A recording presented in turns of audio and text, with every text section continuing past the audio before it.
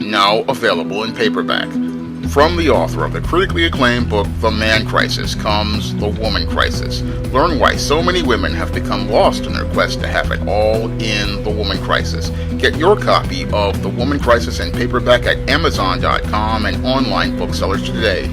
Black feminist Dorothy Pittman Hughes passed away earlier this month at 84 years old. Now, your Dorothy Pittman Hughes will always be remembered for taking an iconic photo with white feminist Gloria Steinem, where they both hold up their fists in a power salute, symbolizing the solidarity between your black feminist and your white feminist. And your Dorothy Pittman Hughes began on the road to feminism when she saw her father beaten up and laid out in front of her home by some alleged Ku Klux Klansmen. And it was this trauma that led your Dorothy Pittman Hughes on the road to feminism, and as I see it, basically on the road to becoming a woman in crisis. Now, your Dorothy Pittman Hughes, traumatized by seeing her father beaten,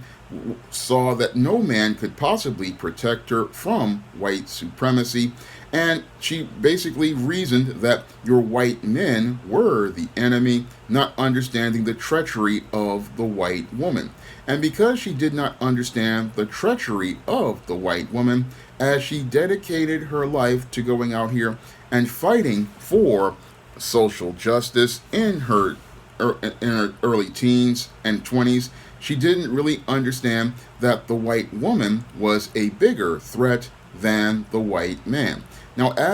when your Dorothy Pittman Hughes became 19 years old, she traveled to New York City and worked as a part of a singing group while working on odd jobs. And as she was working on those odd jobs, she was working in activism. And as she worked in activism, she still believed in the whole concept of integration. And it was that whole concept of believing in integration that was tarnished her legacy, because she believed that she could go out here and form coalitions with whites and non-blacks, not understanding that the same white racists and non-black racists were a part of those same coalitions. Now, your Dorothy Pittman Hughes, as she was working on these different tasks, she also was having a social life, and she married her first husband, and that man, Pittman, she divorced after she had a child with him. Then she got with another man who was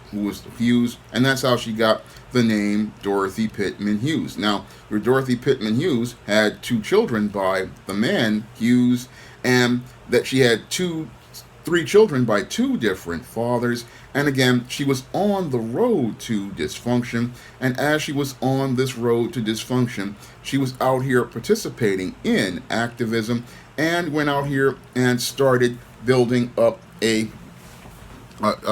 child care center, which is called the West 80th Street Child Care Center. And it was at that West 80th Street Child Care Center that your Dorothy Pittman Hughes went out here and met your Gloria Steinem. Now, your Gloria Steinem was working as a reporter, I believe, for New York or New Yorker magazine, and that's where she became friends with your Dorothy Pittman Hughes, who really didn't see the big picture about your Gloria Steinem, because as someone who believed in integration, she was spellbound by your Gloria Steinem, a blonde, attractive white woman. And as she was spellbound by this white woman, she was seeking her acceptance. And as they became friends, she didn't see how this woman was basically taking advantage of her need for white acceptance. And that's what I believe as related to your Dorothy Pittman Hughes. She just thought, oh, there's a white person paying attention to me, so I'm going to go out here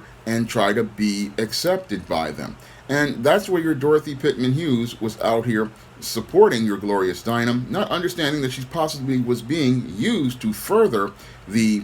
white feminist agenda in the black community. Because what your Dorothy Pittman Hughes possibly didn't know was that your Gloria Steinem was a CIA operative, and as a CIA operative, your Gloria Steinem basically pretended to be shy and not being able to speak in front of public crowds. But if she took a look at her background, she would see how full of it she was, because before this, your Gloria Steinem had been working at the Playboy Club, and she had also had other assorted jobs. So your Gloria Steinem basically was telling your Dorothy Pittman Hughes a lie, but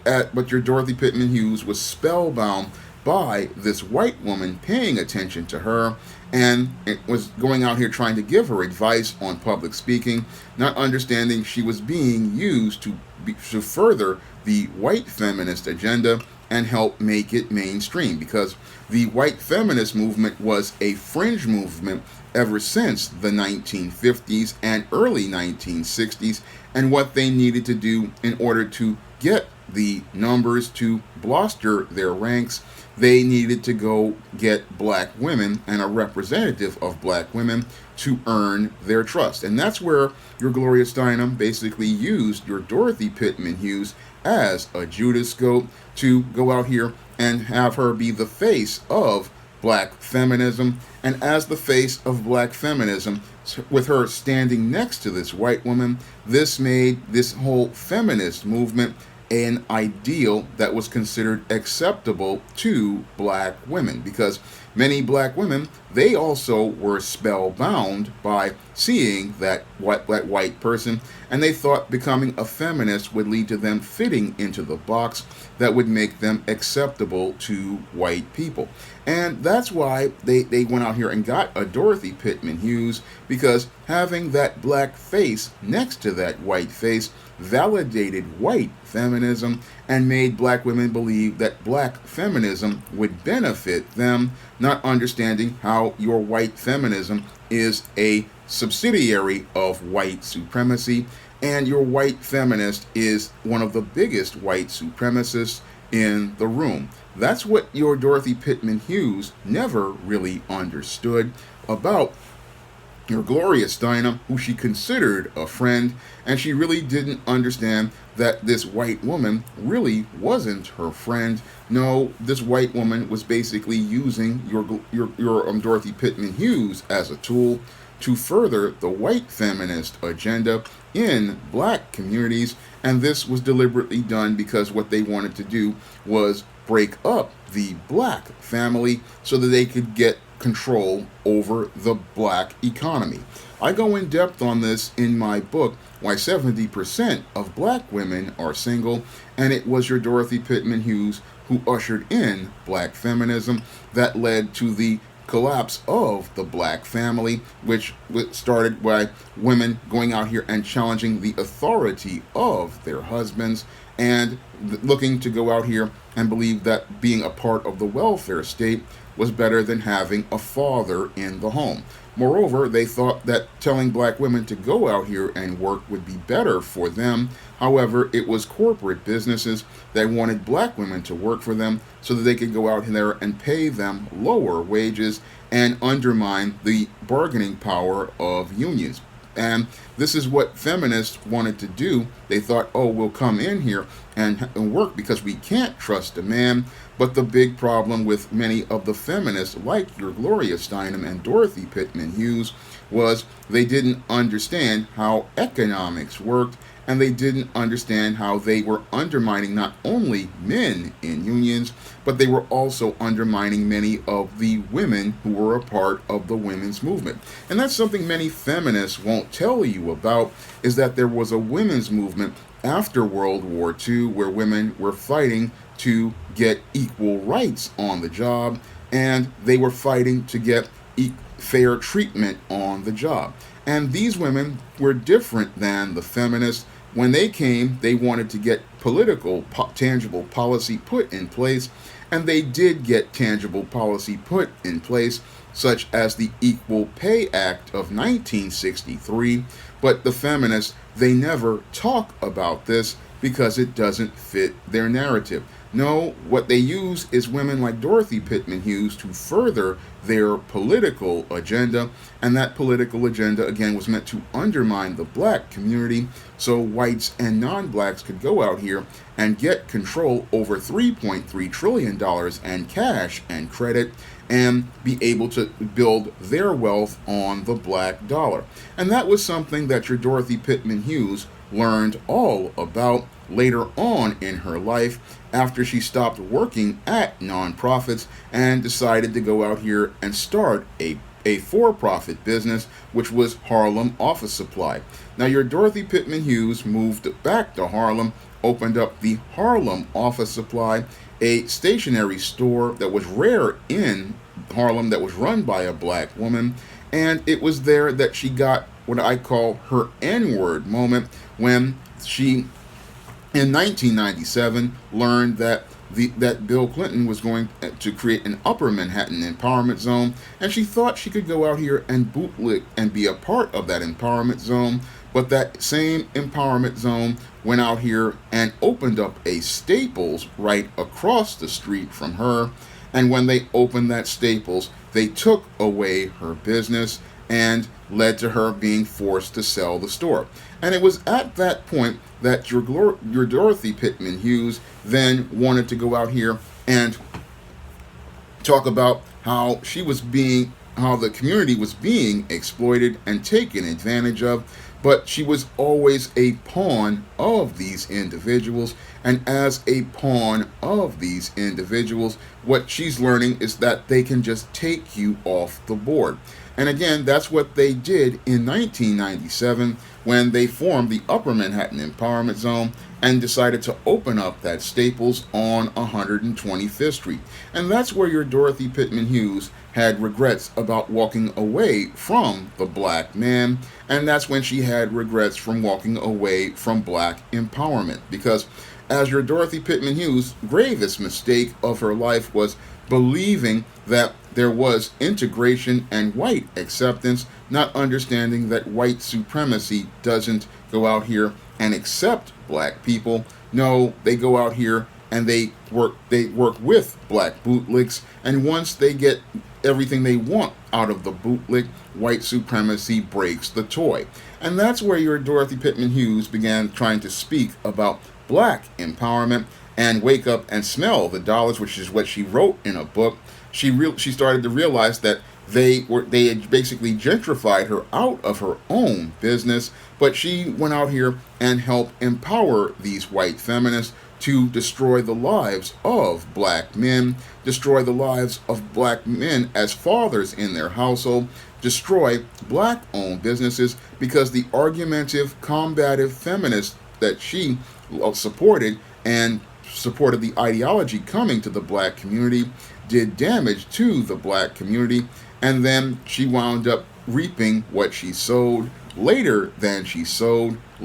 greater than she sowed, and it was a bitter harvest for your Dorothy Pittman Hughes, who stood in that photo with your Gloria Steinem with her fist up, not seeing that your Gloria Steinem and those white feminists and the white leftists who they support basically were throwing up a middle finger at her as they were using her as a tool to go out here and do their dirty work. That's what happened to your Dorothy Pittman Hughes later on in her life. And as she was out here, she basically was turned into a black bootleg who learned the hard way about white supremacy. And again, she didn't see that it wasn't just the white man who beat up her father. No, it was a white woman standing at her side, and it was the exact same white woman that she was standing at the side of, who encouraged many black men to not only get beat up like her father, but many black men to be lynched,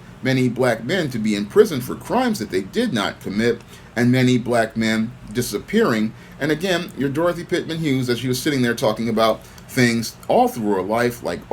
that black children have to work, black children have to get child care because the parents have to work. She really was just spellbound by white folks and white acceptance, that she couldn't see that the white racists were the reason why many black mothers had to work ever since the days of Jim Crow, when they had laws like the black codes on the books, which stated that black women had to go out and work at the side of their black man. But your Dorothy Pittman Hughes, she was all about the white feminism and talking about, how the black man is oppressing black